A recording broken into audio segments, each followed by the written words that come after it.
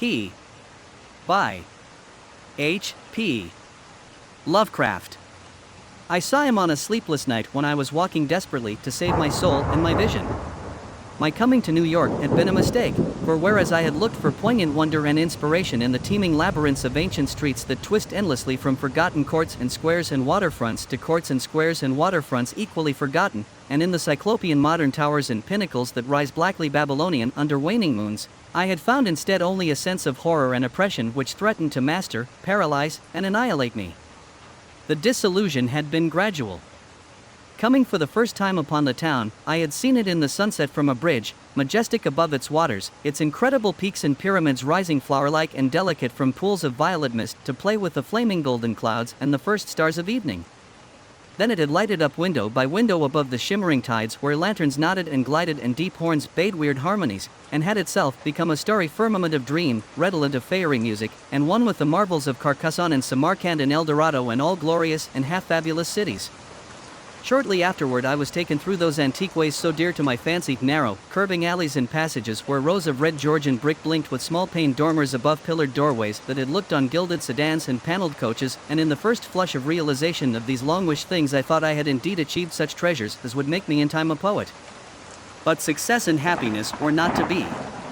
Garish daylight showed only squalor and alienage and the noxious elephantiasis of climbing, spreading stone where the moon had hinted of loveliness and elder magic, and the throngs of people that seethed through the flume-like streets were squat, swarthy strangers with hardened faces and narrow eyes, shrewd strangers without dreams and without kinship to the scenes about them, who could never mean aught to a blue-eyed man of the old folk, with the love of fair green lanes and white New England village steeples in his heart.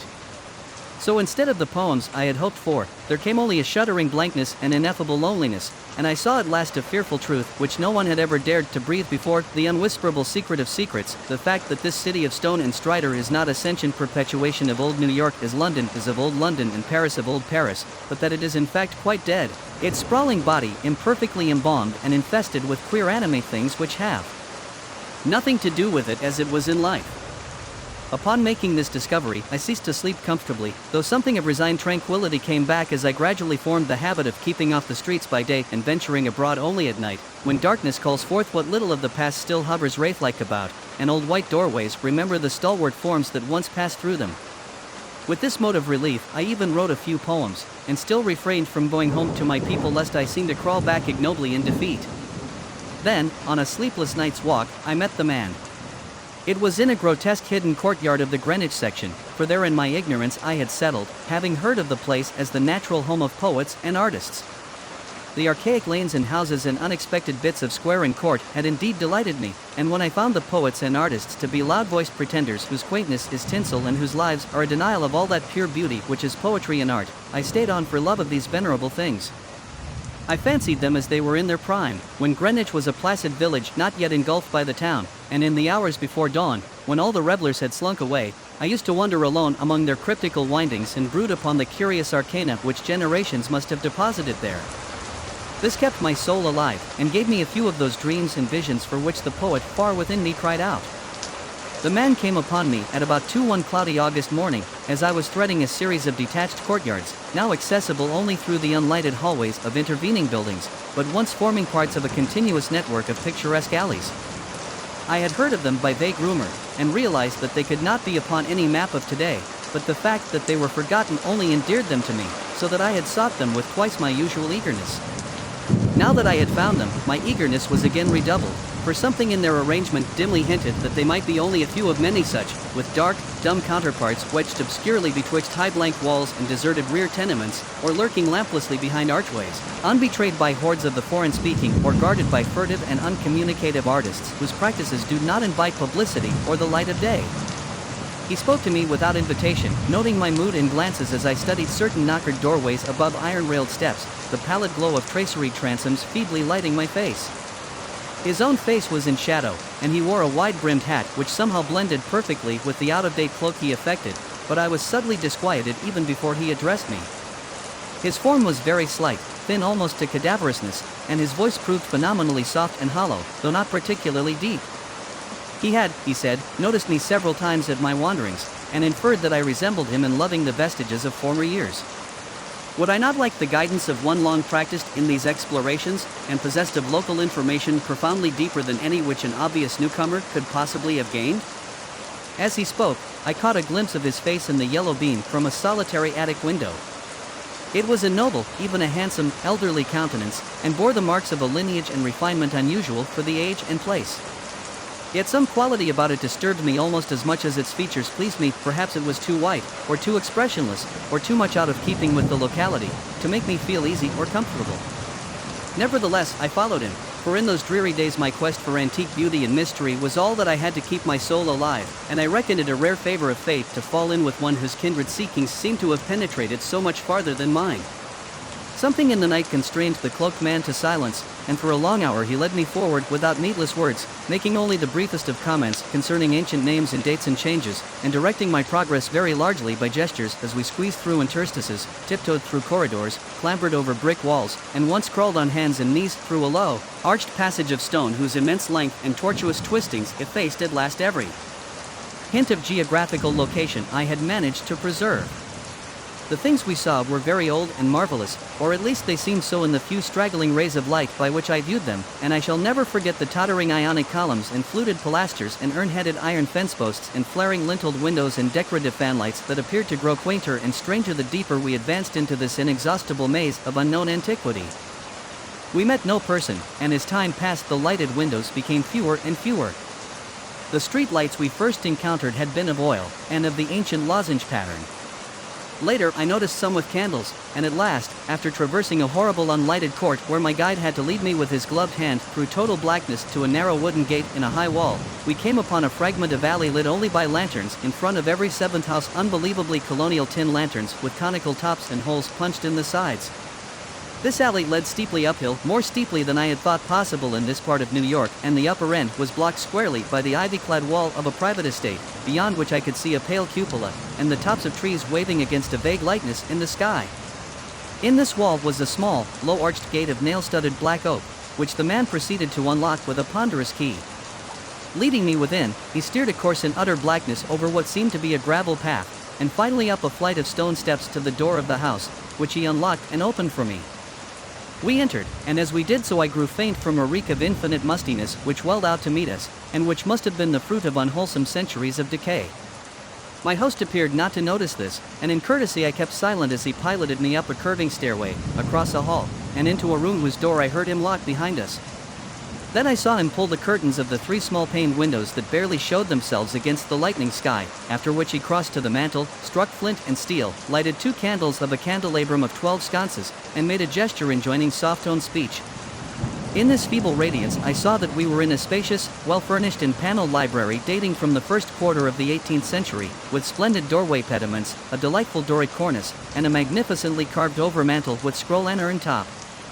Above the crowded bookshelves at intervals along the walls were well-wrought family portraits, all tarnished to an enigmatical dimness, and bearing an unmistakable likeness to the man who now motioned me to a chair beside the graceful Chippendale table. Before seating himself across the table from me, my host paused for a moment as if in embarrassment, then, tardily removing his gloves, wide-brimmed hat, and cloak, stood theatrically revealed in full mid-Georgian costume from queued hair and neck ruffles to knee breeches, silk hose, and the buckled shoes I had not previously noticed. Now slowly sinking into a lyre-backed chair, he commenced to eye me intently. Without his hat he took on an aspect of extreme age which was scarcely visible before, and I wondered if this unperceived mark of singular longevity were not one of the sources of my original disquiet. When he spoke at length, his soft, hollow, and carefully muffled voice not infrequently quavered, and now and then I had great difficulty in following him as I listened with a thrill of amazement and half-disavowed alarm which grew each instant. "You behold, sir," my host began, "a man of very eccentrical habits, for whose costume no apology need be offered to one with your wit and inclinations. Reflecting upon better times, I have not scrupled to ascertain their ways and adopt their dress and manners, an indulgence which offends none if practiced without ostentation. It hath been my good fortune to retain the rural seat of my ancestors, swallowed though it was by 2 towns, first Greenwich, which built up hither after 1800, then New York, which joined on near 1830. There were many reasons for the close keeping of this place in my family, and I have not been remiss in discharging such obligations. The squire who succeeded to it in 1768 studied Sartain arts and made Sartain discoveries, all connected with influences residing in this particular plot of ground, and eminently deserving of the strongest guarding. Some curious effects of these arts and discoveries I now purpose to show you, under the strictest secrecy, and I believe I may rely on my judgment of men enough to have no distrust of either your interest or your fidelity." He paused, but I could only nod my head. I have said that I was alarmed, yet to my soul nothing was more deadly than the material daylight world of New York, and whether this man were a harmless eccentric or a wielder of dangerous arts, I had no choice save to follow him and slake my sense of wonder on whatever he might have to offer. So I listened. "To my ancestor," he softly continued, "there appeared to reside some very remarkable qualities in the will of mankind, qualities having a little suspected dominance not only over the acts of oneself and of others, but over every variety of force and substance in nature, and over many elements and dimensions deemed more universal than nature herself. May I say that he flaunted the sanctity of things as great as space and time, and that he put to strange uses the rights of certain half-breed Red Indians once encamped upon this hill? These Indians showed color when the place was built, and were plaguey pestilent in asking to visit the grounds at the full of the moon. For years they stole over the wall each month when they could, and by stealth performed certain acts. Then, in '68, the new squire catched them at their doings, and stood still at what he saw. Thereafter he bargained with them and exchanged the free access of his grounds for the exact inwardness of what they did, learning that their grandfathers got part of their custom from red ancestors and part from an old Dutchman in the time of the States General. And pox on him, I'm afeard the squire must have served them monstrous bad rum, whether or not by intent, for a week after he learnt the secret he was the only man living that knew it. You, sir, are the first outsider to be told there is a secret, and split me if I'd have risked tampering that much with the powers had ye not been so hot after bygone things." I shuddered as the man grew colloquial and with the familiar speech of another day. He went on. "But you must know, sir, that what the squire got from those mongrel salvages was but a small part of the learning he came to have. He had not been at Oxford for nothing, nor talked to no account with an ancient chymist and astrologer in Paris.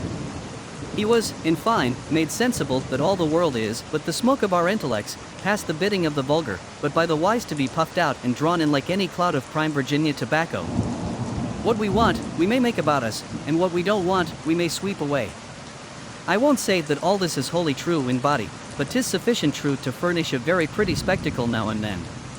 You, I conceive, would be tickled by a better sight of certain other years than your fancy affords you, so be pleased to hold back any fright at what I design to show. Come to the window and be quiet." My host now took my hand to draw me to one of the two windows on the long side of the malodorous room, and at the first touch of his unloved fingers I turned cold. His flesh, though dry and firm, was of the quality of ice, and I almost shrank away from his pulling. But again I thought of the emptiness and horror of reality, and boldly prepared to follow whithersoever I might be led. Once at the window, the man drew apart the yellow silk curtains and directed my stare into the blackness outside. For a moment I saw nothing save a myriad of tiny dancing lights, far, far before me. Then, as if in response to an insidious motion of my host's hand, a flash of heat lightning played over the scene, and I looked out upon a sea of luxuriant foliage unpolluted, and not the sea of roofs to be expected by any normal mind. On my right the Hudson glittered wickedly, and in the distance ahead I saw the unhealthy shimmer of a vast salt marsh constellated with nervous fireflies. The flash died, and an evil smile illumined the waxy face of the aged necromancer. That was before my time, before the new squire's time. Pray let us try again.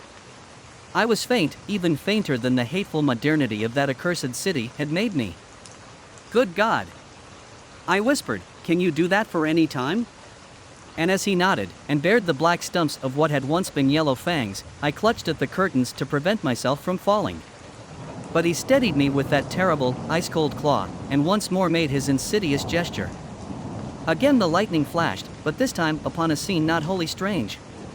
It was Greenwich, the Greenwich that used to be, with here and there a roof or row of houses as we see it now, yet with lovely green lanes and fields and bits of grassy common. The marsh still glittered beyond, but in the farther distance I saw the steeples of what was then all of New York, Trinity and St. Paul's and the brick church dominating their sisters, and a faint haze of wood smoke hovering over the whole. I breathed hard, but not so much from the sight itself as from the possibilities my imagination terrifiedly conjured up. "Can you go far?" I spoke with awe, and I think he shared it for a second, but the evil grin returned.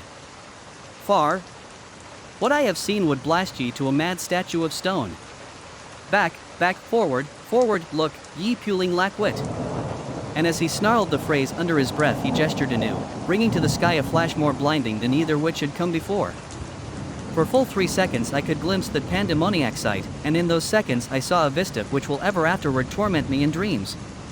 I saw the heavens verminous with strange flying things, and beneath them a hellish black city of giant stone terraces with impious pyramids flung savagely to the moon, and devil lights burning from unnumbered windows. And swarming loathsomely on aerial galleries I saw the yellow, squint-eyed people of that city, robed horribly in orange and red, and dancing insanely to the pounding of fevered kettle drums, the clatter of obscene crotala, and the maniacal moaning of muted horns whose ceaseless dirges rose and fell undulantly like the waves of an unhallowed ocean of bitumen. I saw this vista, I say, and heard as with the mind's ear the blasphemous Dom Daniel of cacophony which companioned it. It was the shrieking fulfillment of all the horror which that corpse city had ever stirred in my soul, and forgetting every injunction to silence I screamed and screamed and screamed as my nerves gave way and the walls quivered about me. Then, as the flash subsided, I saw that my host was trembling too, a look of shocking fear half-blotting from his face the serpent distortion of rage which my screams had excited. He tottered, clutched at the curtains as I had done before, and wriggled his head wildly, like a hunted animal. God knows he had cause, for as the echoes of my screaming died away there came another sound so hellishly suggestive that only numbed emotion kept me sane and conscious. It was the steady, stealthy creaking of the stairs beyond the locked door, as with the ascent of a barefoot or skin-shod horde, and at last the cautious, purposeful rattling of the brass latch that glowed in the feeble candlelight. The old man clawed and spat at me through the moldy air, and barked things in his throat as he swayed with the yellow curtain he clutched. The full moon, damn ye. Ye yelping dog, ye call them, and they've come for me. Moccasin feet dead men, gad sink ye red devils, but I poison no rum o' yours, had I kept your pox-rotted magic safe? Ye swillied yourselves sick, curse ye, and ye must needs blame the squire, let go, you. Unhand that latch, I've not for ye here. At this point 3 slow and very deliberate raps shook the panels of the door, and a white foam gathered at the mouth of the frantic magician.